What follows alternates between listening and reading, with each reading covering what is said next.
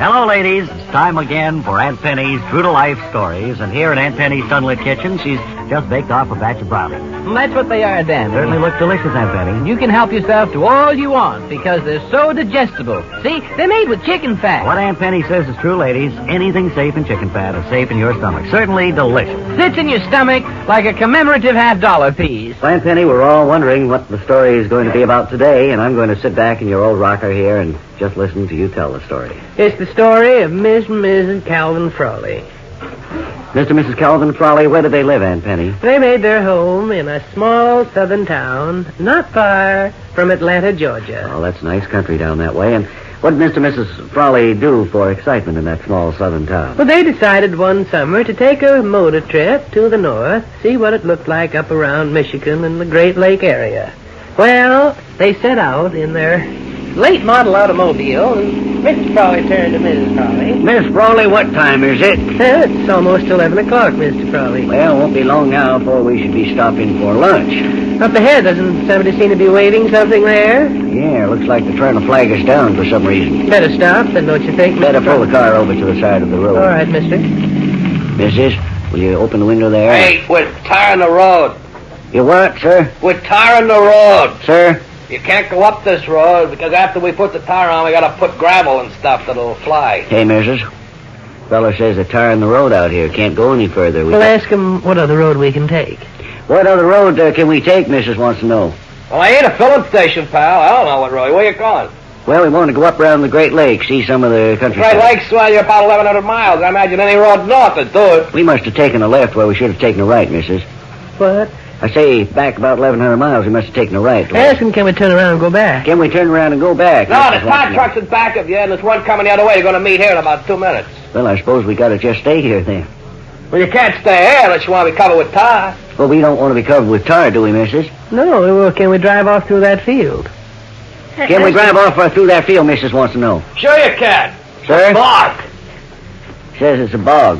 Ask him what a bog is.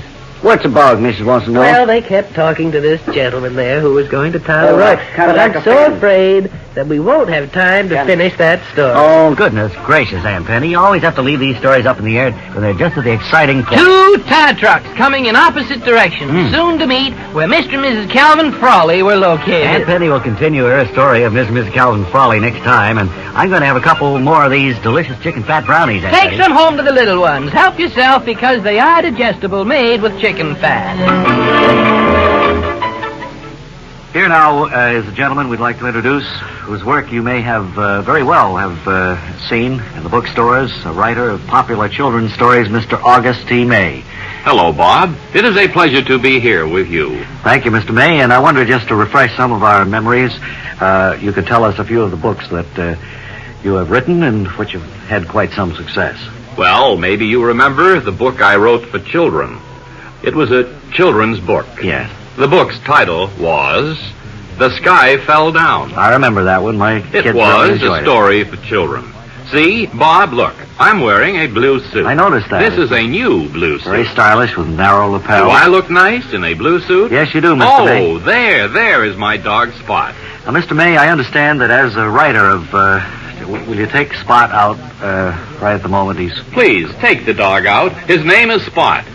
Thank you for being kind to my dog. He is His a funny name dog. Is Spot. I love to run and play with Spot Yes. in my new blue suit. Well, I'll tell you, Mr. May, what we really wanted to talk about was the job you did during the campaign, the recent campaigns, in the line of helping out a senator that you were working for.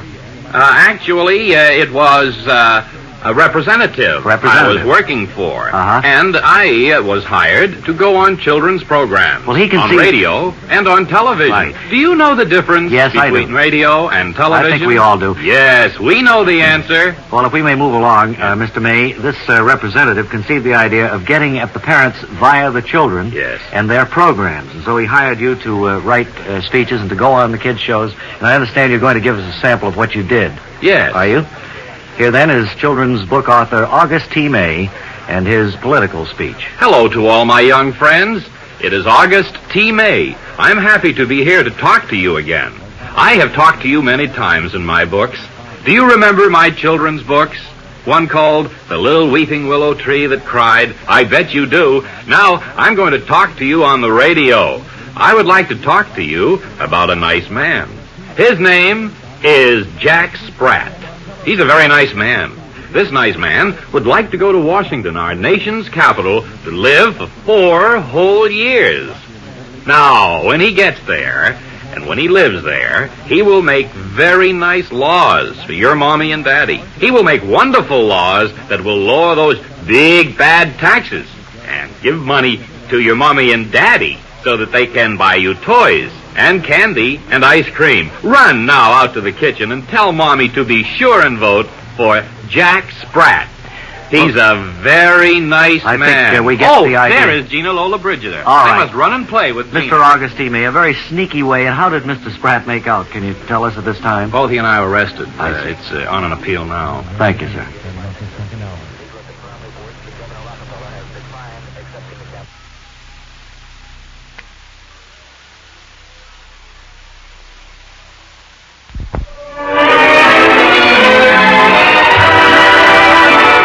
Welcome to the first radio cast in this area of Repulsive Pictures' 1934 box office bomb, Test Dive, which starred several British actors.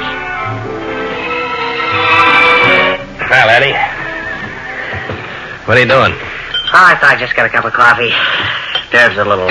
Hey, I was just looking over your physical. I don't know whether you're going to qualify for that dive. Oh, don't tell me that, Harry. No, well, it's not that you're not okay. It's that you've done so many of them. And... Well, look, there's only one more to be done. That one tomorrow morning. And then I'm putting the down payment on that little white cottage with a fence around it. Madeline was telling me about that. She's a great gal, Harry. I know she is. It's only for her that I'm quitting the air game. Have you thought about what you'll be doing after the dive tomorrow, Eddie? No, just gonna take it easy. Grow carrots, beets, that little garden out back. Play with the kids. I'm awful glad that you've saved your money the way you have. I know that you've always gotten so much enjoyment out of that garden and that home. Yeah, will you hold this cup for me? Yes, sir, that one test dive tomorrow will be the end of a terrific career, and then I'll be starting out on a real pleasant retirement.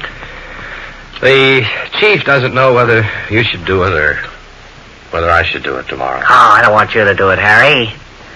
Look, this is just routine. I know it's routine, but you're... Well, I gotta go now. I gotta get the feel of the ship. Want to go with you, Ed? No, I'll be okay. You want to do it alone, huh? See you tomorrow, and thumbs up. Right.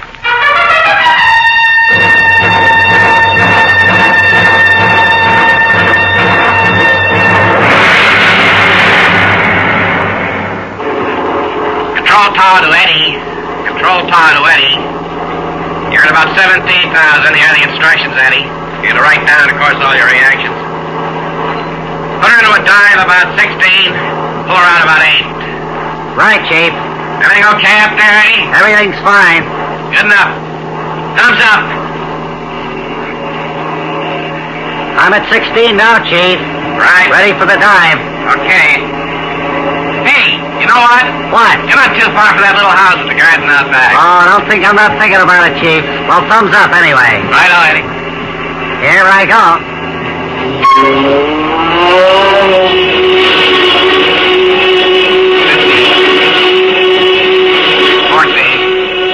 Control out, Eddie. Pull out, man! Pull out! Eddie, Yeah, Chief. pull her out now.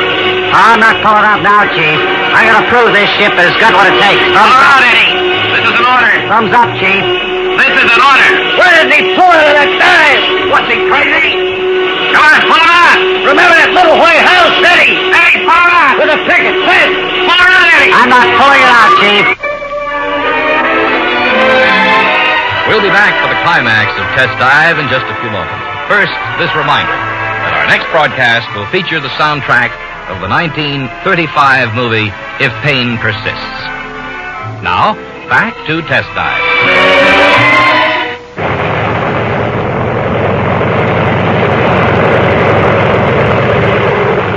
What a beautiful ship. She flies like a charm. Oh, you wonderful, happy-go-lucky pioneer of the aircraft industry.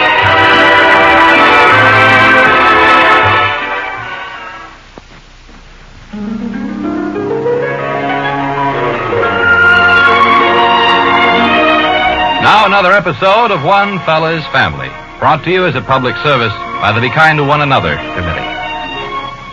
Today's episode, entitled A Message Arrives, is taken from Book IV, Chapter VI, pages IV through VI. As we look in on the family, we see Father inside the foyer. I am standing just inside the foyer. I know. What are you doing out there? Well, I was looking for my rosebush trimmers. Well, they wouldn't be in the foyer. Probably you left them out in the garage. Well, I can't remember where I put them last fall when I finished trimming the roses. They should be around here somewhere. Not too early to trim the rose bushes. Why don't you leave the rose bushes alone? Can't you think of anything else to do? The only way we'll get full bloomers, Fanny, is to trim them early and often. I know, but you trimmed them practically down to the nub last fall. Wait. Someone's coming up the front walk. Looks like a messenger boy of some sort. He'll be ringing the bell any moment now. Here. Well, why don't you open it? Yes? You the old man here? I am Father Butcher. Got a message for you. All right. Do I have to sign for it? Would you please, here, right where I've made the penciled X. Therbutcher. Have you, forgotten anything? You need a tip? That's what I mean, yeah, tip. No, I didn't forget it. It's a message, Fanny. I wonder who it could be from. Looks like it's in Jack's handwriting. Well, open it up. Yes. I get so nervous when those special delivery letters arrive. That's what it is. It's a message from Jack. What does he say? I haven't read it yet, Fanny. That's peculiar. Both sides of the paper are blank. Sure you haven't forgotten anything? Huh? Anything, forgotten anything? You mean a tip? Tip, yeah. No. Didn't forget it. Yes, it is from Jack. You never do give tips, do you? Listen to this, Fanny. Jack's in San Francisco. Oh, isn't that wonderful news? Jack is in San Francisco. Fanny.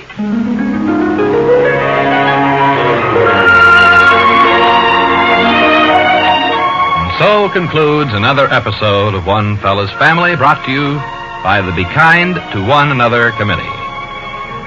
Today's episode, entitled A Message Arrives, was taken from Book IV, Chapter VI, pages IV through VI. One Fella's Family is written and produced by T. Wilson Messy. Why don't you read your lines a little better, you old gaffer?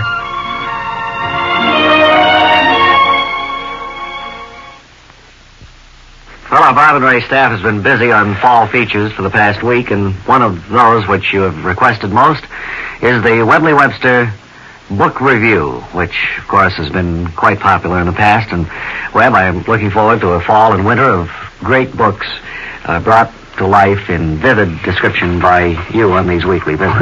You put it real pretty, Bob. Well, as you know, the fall season, most of the publishers go to work. They get out a lot of books in the fall because people are back inside the house and they read.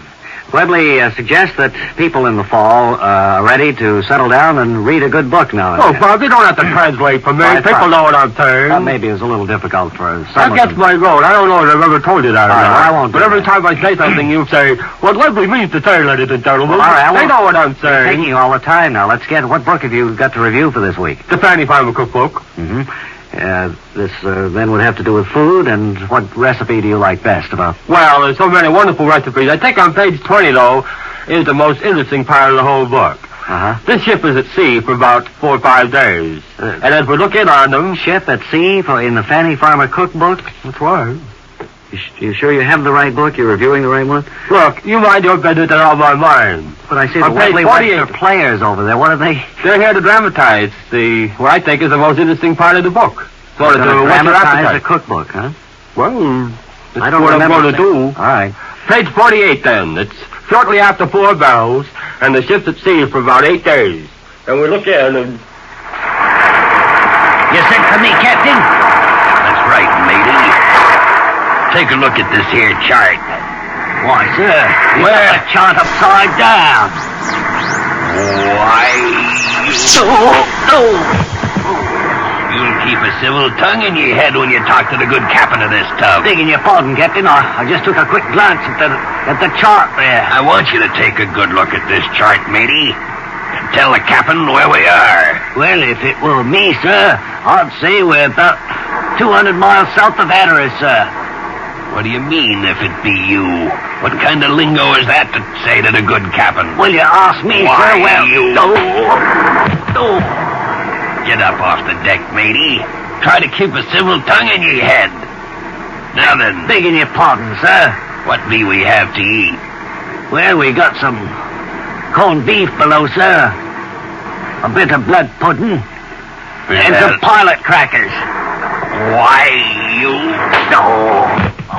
That's no bill of fare to recite to the captain, mate. Now get ye out of here. All right, sir. So, that's pretty exciting, isn't it? It's exciting, yeah, but That's a Fanny Farmer cookbook. Get it at any bookstore, I guess.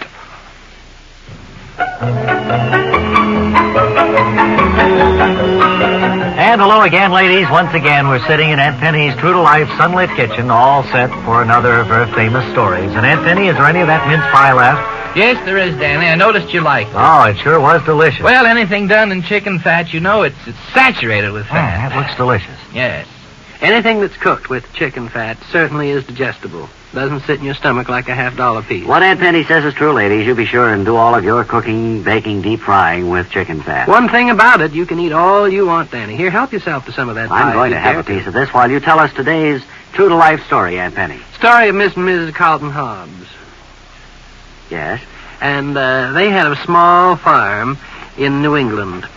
And they were farmers from way back. In other words, their fathers' fathers were farmers. They came from farming stock. Yes. And as we look in on them, this is a very interesting story, Danny, and I don't know as we'll be able to finish it all today with the limited time we have. Let's begin it anyway, Aunt Penny. All I know right. the ladies are anxious to hear it. It's an early Tuesday morning as Mr. and Mrs. Carlton Hobbs sitting in the kitchen. Now, Mr. Hobbs, I might point out, has a very interesting hobby. He likes to tinker. Mean he's a do-it-yourselfer, Aunt Penny? That is right, and he helps all his neighbors. Well, as we look in on him now, we find that one of the neighbors is about to knock at the back door. Miss Hobbs, seems to me like it's been a long time since one of the neighbors has knocked at the back door and asked me to help him out doing something. There's hardly anything left for you to fix, it seems Well, like. that's right. I've fixed just about everything here in Centerville. Yes, I know. But you're such a wonderful neighbor, Mr. Hobbs. Well, I try to stick my nose in as many people's business as I can. You do a wonderful job, and I've heard everyone in town I think somebody's talking. at the door now, Miss Hobbs. Yes, I believe you're right. Yeah. Well, I'll go open the door. Oh, hello there. Is the old man in? Yes, he is. Could I talk with him for a minute? Well, yes. Who is it, Miss Hobbs? Someone wants to see me? Want me to fix up something for him? I don't know. Somebody wants to talk to you. Well, bring him on in. Well, I hate to come in here with my muddy shoes like this. Ain't you Lawyer Clayton? How do you do? Yes. Yeah. Look, Yeah. Mr. Hobbs, I hate to come in on you this way, but... It's all right. Any friend of mine's a friend of mine in Centerville. Well, look, something went wrong. Centerdale, whatever the town is. Bill, it's Centerville. Centerville. Hey, look, something went bad down at my house. Well, I hate to traipse around this way with these boots. I hope you'll excuse me. you know what I'm here for. Oh, that's all right. He can clean it up. I'm supposed to help my neighbors. Well, that's fine. What's that? I say that's what I'm here for, is to help my neighbors. I wonder, could you climb in my carryall with me and go back to the house? Sure be glad to. Pipes have all let go. There's Okay. water all over the cellar. Wait till I get my toolkit. I'll be right with you. Fine. Hold down the fort, Miss Hobbs. Well- I may be gone all night. He was As soon as I gone get that all pipe night. all fixed, as Will soon you as dry I up, get- Actor? Oh, yeah. He was gone all night. And he was gone for an entire month. Well, goodness gracious, Aunt. Well, An they entire had month. to call the police, and it was quite an interesting He story. bit off more than he could chew, Aunt Penny. He surely did, and I hope you can. Speaking too, of that, yes. I'm going to have another bite of this mince pie. Well, we'll finish that story next time. Meanwhile, ladies, do all your cooking with chicken fat. It's digestible.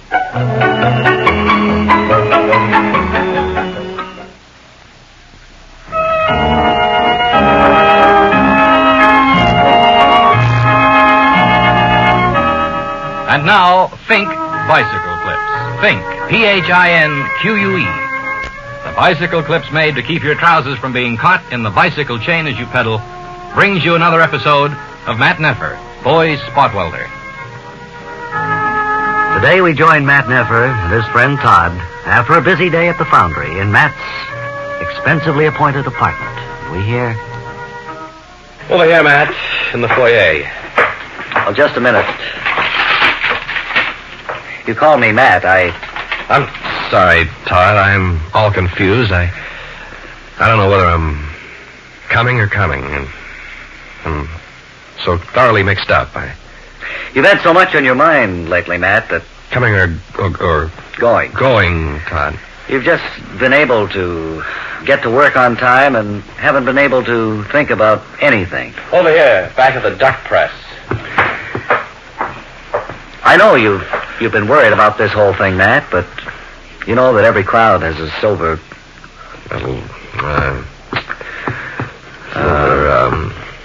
every... Silver, Behind every cloud, there's a silver... Spoon. No. Over here by the bookcase. Yeah. Lining. Lining. Right. Every cloud has a silver lining, Matt, and if you look on the bright side of things, I'm sure you'll discover that into each life a little... Out here in the kitchen, looks like rain, Todd. Little rain must fall, yes. Clouding up there, I noticed, in the south.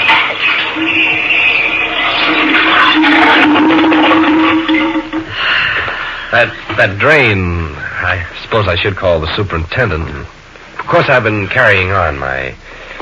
Experiments, Matt? Experiments here in the kitchen, Todd, and probably has clogged up the drain somewhat. Well, at least you've had the foresight to get the experiments out of the way before the big work at the foundry. And I drained.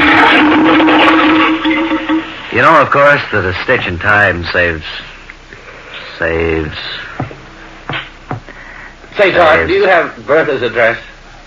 9 Sparrow Road. 9. Stitch in time saves 9, Matt. I was trying to think of. Todd, I don't know how to break this to you, but I think it's time that you be told. You mean you're going to tell me what's been on your mind all of these weeks? If I can... What's been preying on your conscience, perhaps, or keeping you from getting your mind on your... I haven't had a night's sleep just thinking... Wait a minute, getting your mind on it. Getting your mind on your... Work. Getting your mind on your work. But it's, You have a memory as long as a... As long as a, long memory as is long...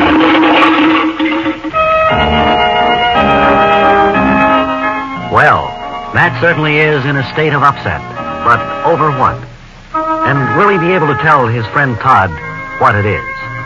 Be sure and join us next time when we'll hear Matt say, "I'm sick," in the next episode of Matt Neffer, Boy Spot Welding King of the World.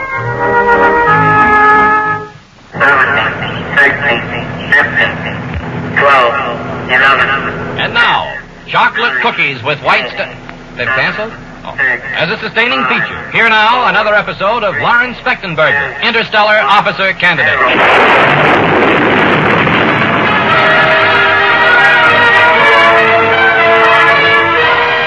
In our last episode, Lawrence and Mugg had just received their diplomas and were about to be given their first assignments. Now, in the dormitory, as we hear... Well, what do you think, Mugg? Here we are, lieutenants now. Yeah, I feel pretty proud of these bars, Spectenberger.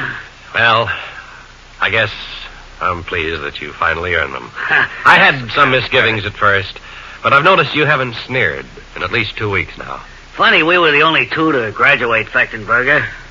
Well, the others didn't apply themselves, and unfortunately, Jet Ordway, too, is washed out. Well, shall we open up our sealed orders for our first assignment?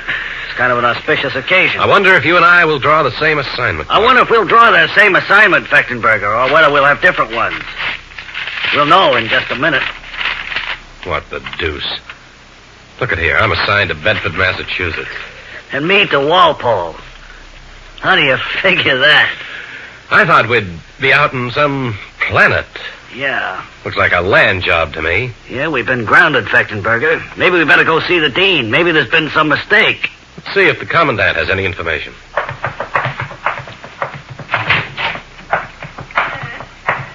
Down these stairs, Spectenberger.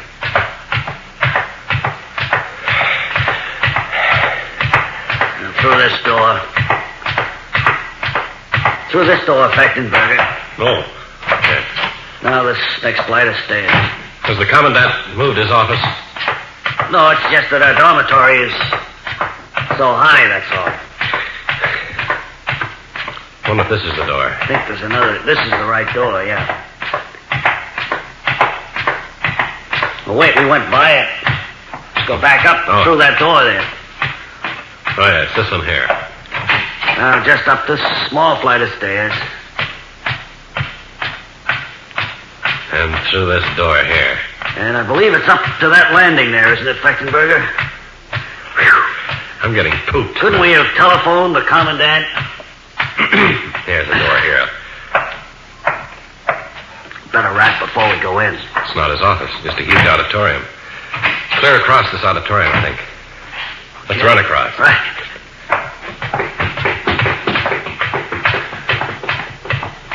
Hey, come down, Spectenberger. What are you going up there for? I thought his office was up here. No, it's over here. Come on back down.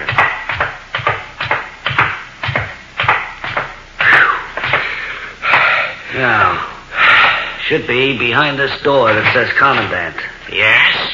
Is the Commandant in? What would he be here for? Well, it said Commandant on the door. No, this is just where we stoked the fires.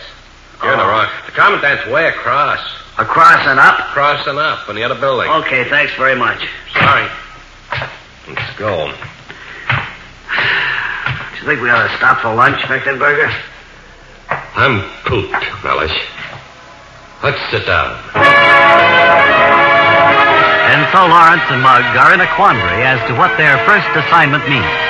One to Bedford, Massachusetts, the other at Walpole.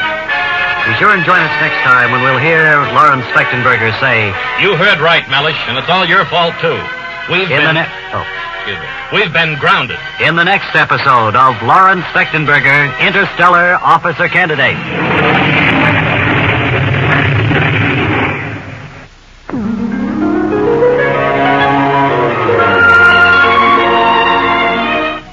And now, another episode of One Fella's Family, brought to you by the Be Kind to One Another Committee. Today's episode is entitled Great Excitement and is taken from Book XXI, Chapter IV, page 12 through 16.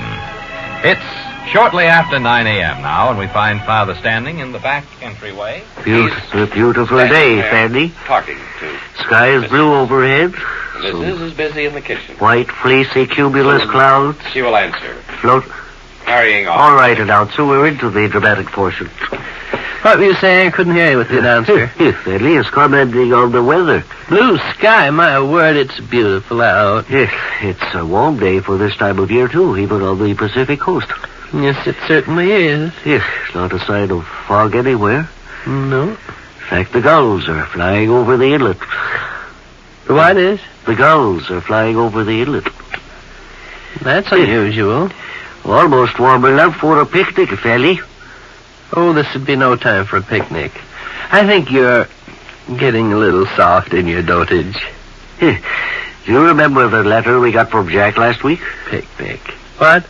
I say, do you remember the message from Jack saying he was returning to San Francisco?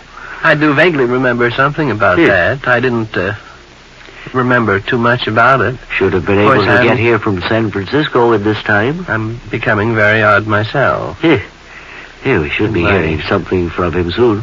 Mm-hmm. Isn't that a car coming up the drive now? I didn't hear anything. Must be my imagination. I could have sworn I heard a vehicle. Well, I didn't hear anything. Let's not have an argument over it. Just because I don't hear a car come doesn't mean a car doesn't come. Well, at any rate, we should be having some early morning excitement soon. Yes. Real excitement.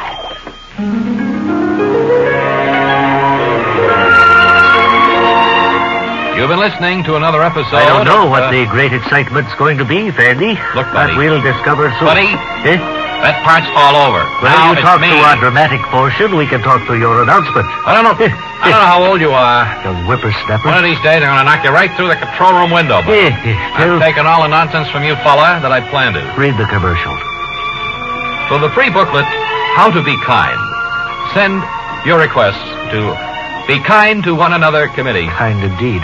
Care of Lefty Flanagan, Box 1135, Guam Island. Well, box his ears. Enclosed $1,100 in stamps, please. Now listen, if you interrupt me once more, not only you, I'll but go the right whole to maniac. I'll go right. It's now to Dover Foxcroft, Maine, and radio's Wally Ballou, who has another industrial report. So come in, please, Wally Ballou. Dover Foxcroft, Maine, where we're visiting at the Ace Bullfighter Cape Manufacturing Company, and we're speaking right now with the owner of this establishment. How do you do? I'm Matthew Ted Weldon. Ted, if we may call you that, how long have you operated this factory that makes capes for bullfighters? Well, I started it on a shoestring, more or less. Right after I separated, honorably, I might point out, from the service, with a GI Bill, I opened up a bullfight cape manufacturing plant.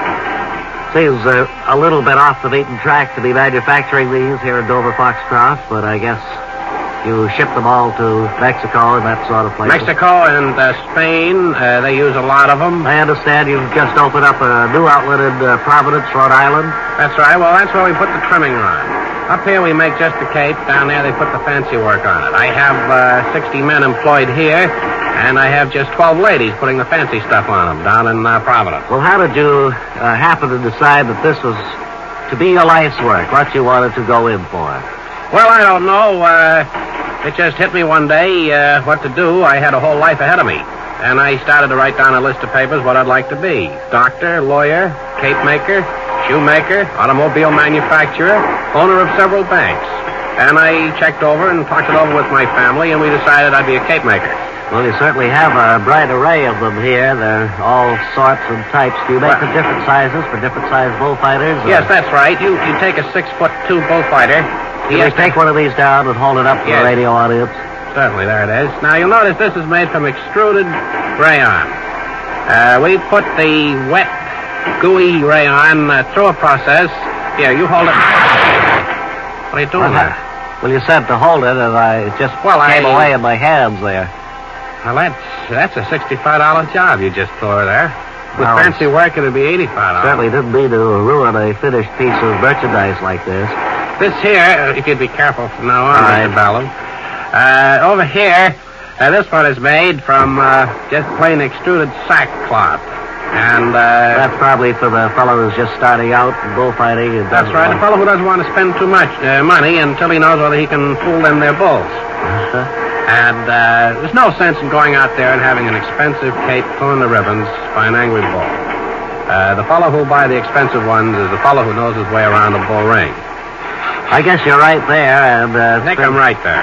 Nice talking to you, Ted, and all good luck in the future with your business. Well, if you want to talk to the ladies down in Providence, you can take your equipment down there. Thanks again. Ray, did you notice that familiar figure outside there trying to get in? Where have I seen him before? You know who it is. It's Captain Parker Gibbs, the Fish for Thanksgiving man. Oh, he must be out of work by now. Come on in through the swinging door there, Come on in here, Captain Gibbs. Talk to us for a while. Captain Gibbs had an idea that he's going to try to get the public educated to serving fish for Thanksgiving. How are you, Captain? Pretty good. You can skip all that now. Well, I thought so. He was such a flop. That was a true flop, as you say. I've forgotten that. I've been hired by another group. And... Oh, you've left the fish industry, have you? That's right. Of course, the fish hasn't left me entirely, has it? No, I got wind of that.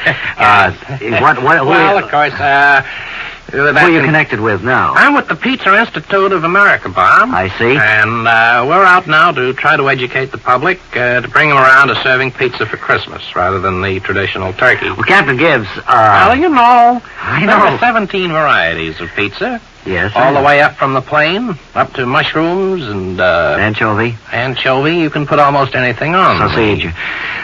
What? Sausage? Sausage, yes. But look, these things you've been associated with have been... people like pizza. Why? People do, but for Christmas, it isn't. It's like fish for Thanksgiving. It isn't a practical thing to... Well, it can be served piping hot, and you can have as many pizzas as you want, depending on how many people you're entertaining at your festive table. And you can drink almost anything with pizza. Water and milk and coffee or anything else. Any of your other beverages? Well, I don't know. We're happy to... But it is festive. It's holiday. You can color a pizza so that it has more festive meaning than a brown turkey.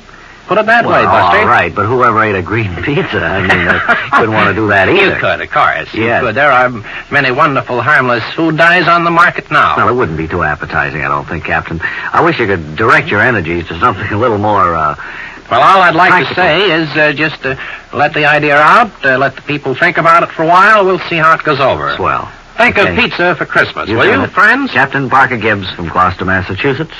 And now back inside.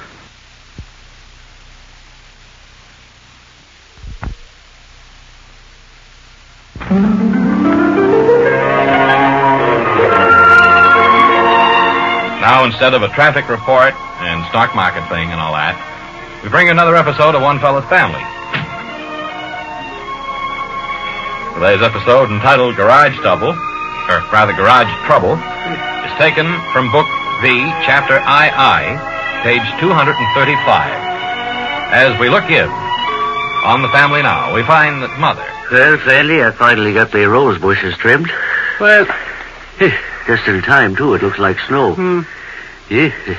say we didn't have one rose this summer, didn't we? Well, that's what comes of trimming them too close like I did last year. Well, why don't you let them be? Yeah.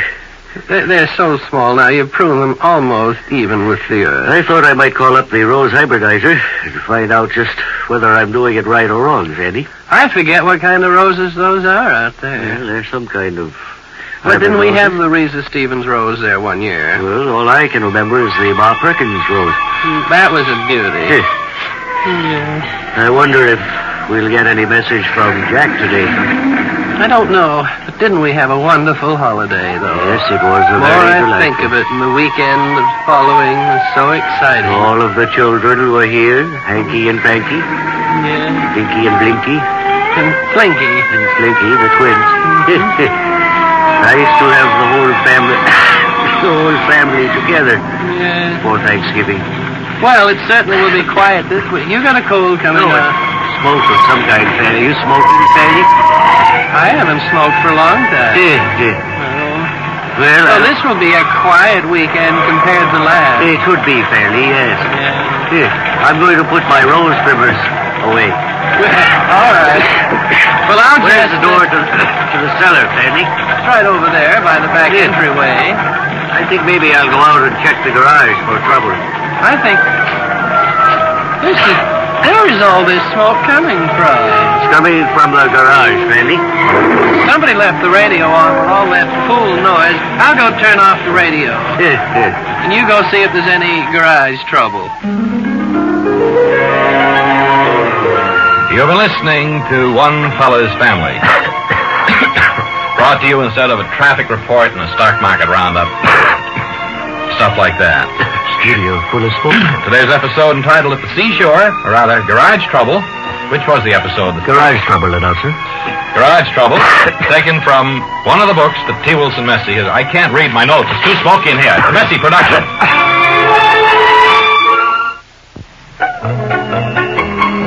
And once again, hello, ladies. This is your True to Life announcer, Danny. Danny, now- Danny's True to Life Kitchen. What, Aunt Dan, I Danny? want you to cut it short because the last time you talked so much I couldn't finish my story. Well, I just like a handful of these cookies, Aunt Well, Fanny. take them, Danny, and dry out.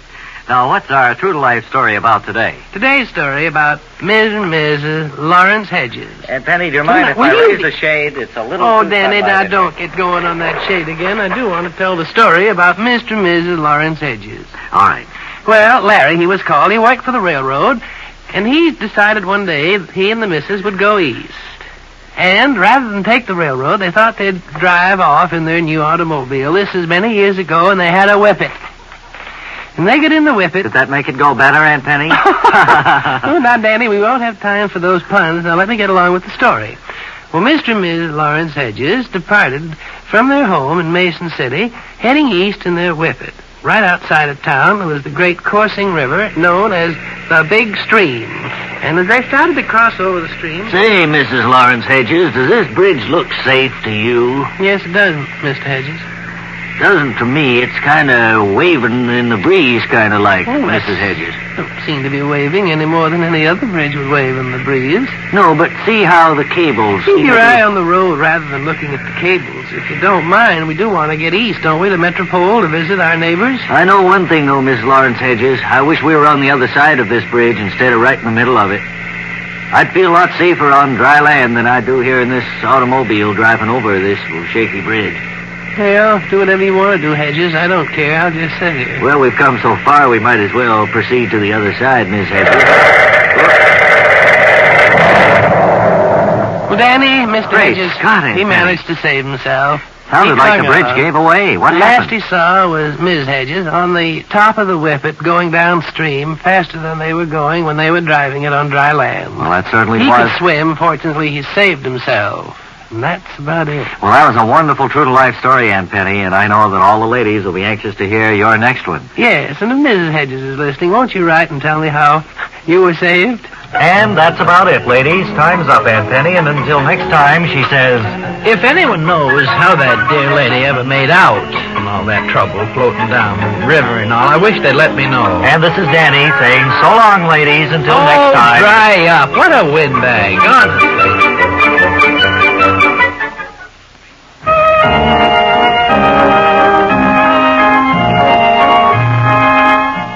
And now, Fink Bicycle Clips.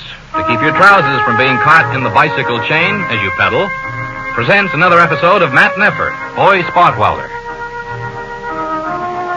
Matt, with his friend Todd, today is seated in Matt's apartment. The shades of evening draw nigh as we hear... Look here, Todd, this letter in the morning mail from Arizona. I'm in the den, Matt. Oh. Could you come out here a second? You said something about a letter?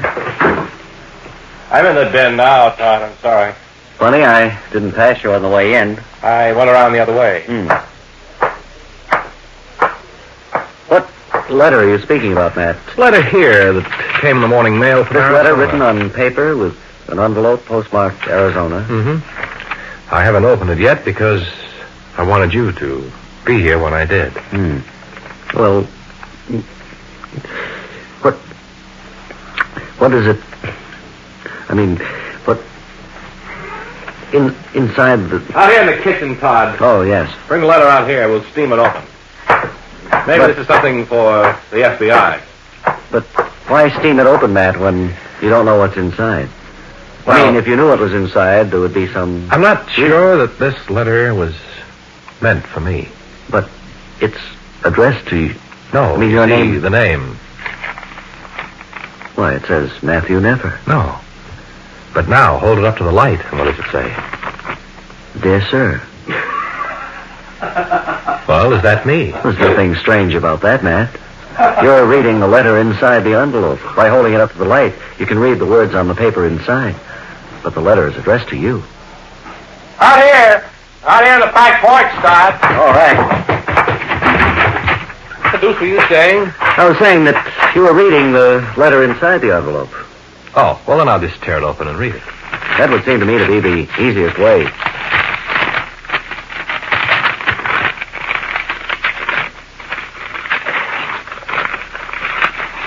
Your hands are shaking, Matt.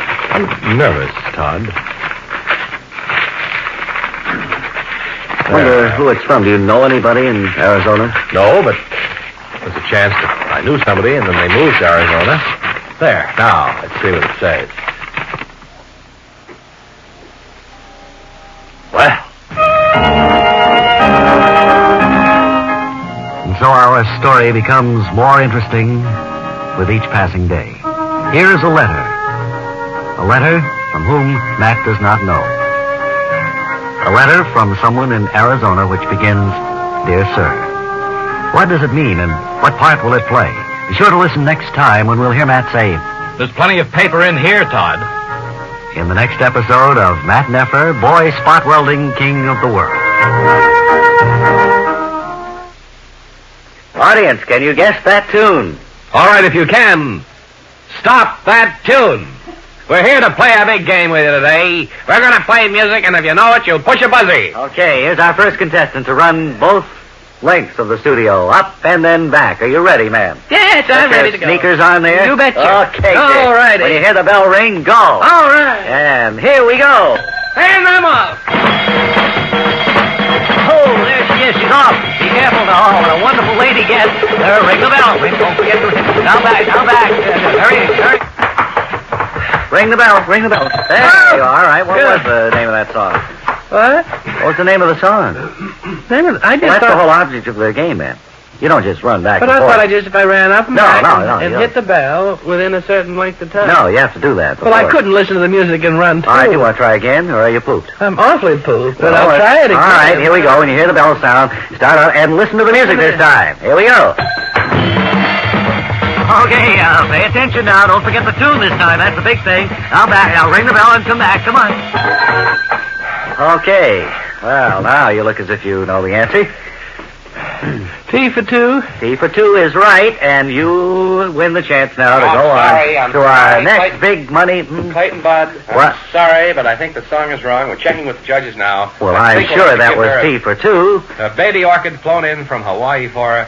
Good luck. No, they're telling me it wasn't T for two. I'm sorry, ma'am. It was my mistake. I was sure it was. What do I get? Baby orchid flown in from Hawaii. A baby orchid flown in from Hawaii. That's right. After I run up and down the length of this stage and make a fool out of myself? That's right. That's your prize, and thank you very much for being with us here today and trying to discover what the tune is. My word. Where do I go now? Right over there. And be sure you join us next week to play What the Tune Is on this program.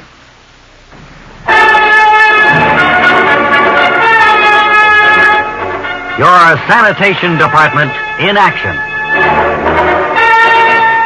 My name is Reginald Daddlepoop Jr. My job, keep the city clean. Keep the city streets clean. Each day, my partner and I pick up garbage and trash that people throw out. One morning last summer, we were rolling down 2nd Avenue in a great big truck. And... Hey. Yeah, Sam. Oh, Fred. It's kind of gamey. Well, it's a warm day. Got your lunch with you? Yeah, I got it in the glove compartment. Gee, I hate to pick up stuff from a fish market on a day like this. Boy, this traffic is miserable, isn't it? Would One be thing I eating hate fish. is traffic. Could be eating fish on a day like that. Yeah. Well, I guess the fish markets go on and on. Yeah, it's the hum of a big city, the activity that has to go on to keep the city moving. Sure like to get back on Grand Central again. Just stabbing papers. That was a good run, Fred. Boy. Remember, I used to get home by 4:30, play with the kids, take a quick dip. Now it's 7 o'clock, 8 o'clock. The lights used to be staggered along here, didn't they? Yeah, seems like. Well, there's a red light here. We got to stop. It's a stop anyway. Who's got Any garbage today? It's your turn to heave the barrel, Fred. Any garbage, sir? Oh, you didn't have any garbage. Thing looks empty. Let's Lights roll. turn green. Let's go. Roll. They must have about half a load by now. You can't go back with half a load on. No, the chief would really blow his top. Here's a trash can. Let's pull up here. Whose turn is it to hurl a barrel? I'll jump down. Hey, do you need an umbrella? What do you mean it's not raining? No, that's a pretty good umbrella. Okay. Got one hole in it. I'll take it. Sure. Throw it up here in the treasure box. You wear 11.5 shoe, don't you? No, 9.5. 9.5? Any of the kids wear this? Yeah, my oldest kid does. Yeah, they're curled up. They've been wet. But they dry out, they'll be okay. I'll take them. Sure. Here. And what's that over there? That looks pretty good. Tie. Oh. But it's the old-fashioned kind, the wide kind. Yeah. No need to wear the wide ones anymore. No. The heck with it. One thing I like is narrow ties. Narrow ties and horizontal stripes. That's for me. Don't find those in the rubbish cans anymore. Hey, here's a wicker basket.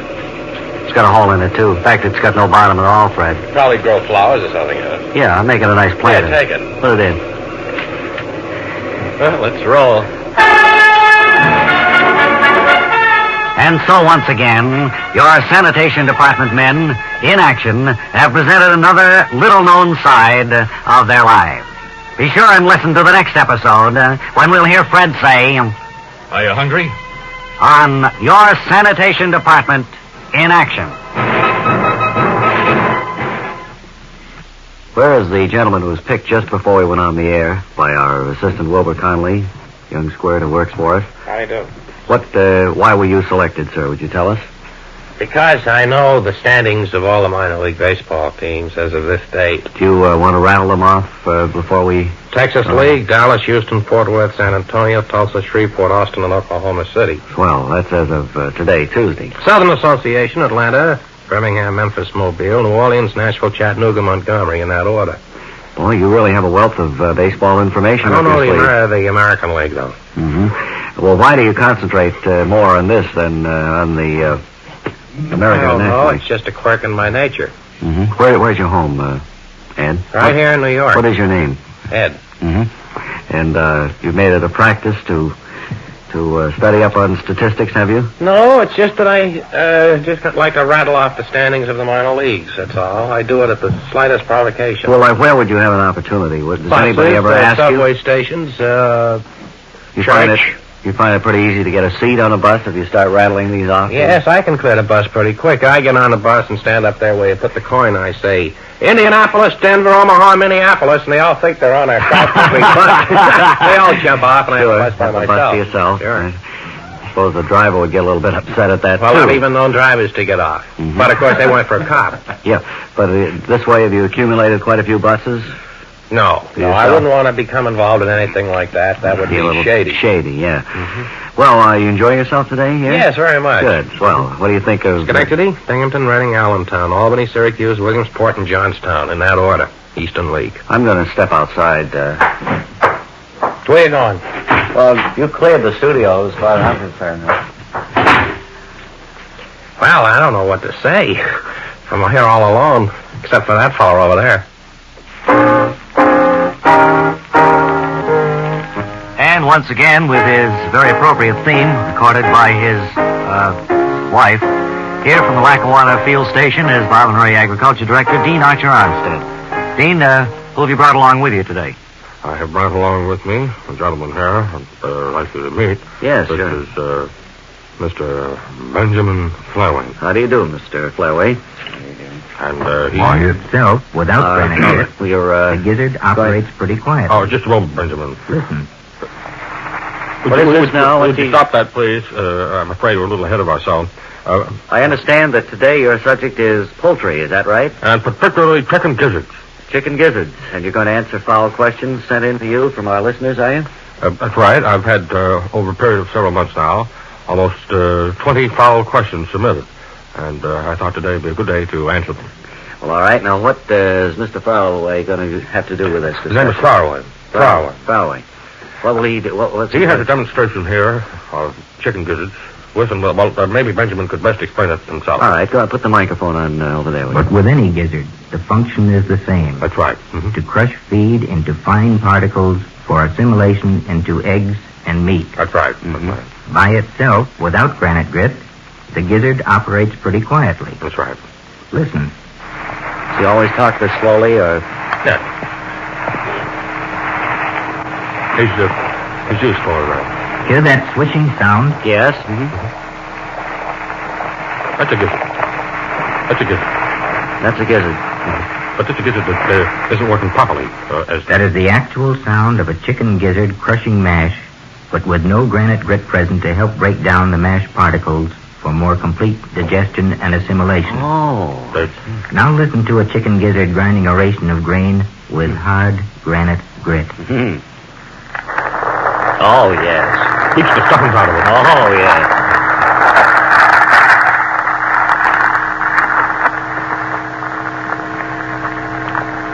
On this demonstration, he had an awful lot of mic hum. Yes, but he gets the point across, I think. All right, Benjamin, I want to thank you very much for coming by. There's the sound of a gizzard that's really mashing up the feed. Thank you very much, Dean, and our thanks, too, to Benjamin for bringing in the chicken gizzard record. I know it's added a great deal to your agriculture talk today. And so until next time, for our next visit with Dean Archer Armstead, it's so long.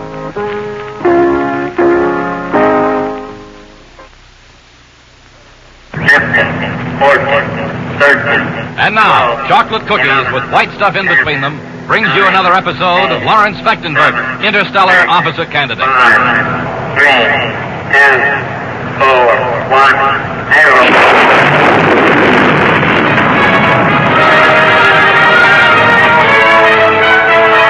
Commencement day at the Interstellar Officer Candidate Space Academy. And time for the passing out ceremony.